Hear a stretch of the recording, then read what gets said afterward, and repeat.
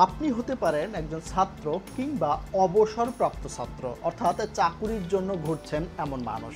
আপনি কি 10,000 টাকা ইনভেস্ট করে মাসে 30,000 টাকা ইনকাম করতে চান? আপনি যদি 5 কেজি ইলিশ মাছ কেজি প্রতি 100 টাকা লাভে বিক্রয় করেন, তাহলে আপনার লাভ 500 টাকা। লাভের অংশটার কথা বাদ দিয়ে একবার চিন্তা করুন, আপনি মাছ বিক্রির তৃতীয় দিনের মাথায় আপনার কাস্টমারকে জিজ্ঞেস করছেন, আসসালামু আলাইকুম স্যার, আমি মাছ বিক্রেতা আনিস বলছি। আমি আপনার কাছে যে মাছ দিয়েছিলাম তা কি ঠিক ছিল? কোনো সমস্যা ছিল কি না?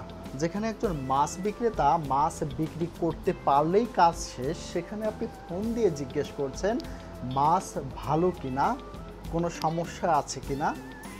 তাহলে আপনার কাস্টমারের বিশ্বাস আপনার উপর কতটা দৃঢ় হবে একবার ভাবতে পারেন? এই ভিডিওটা আপনার সামান্যতম উপকার করলেও করতে পারে বলে আমি বিশ্বাস করি।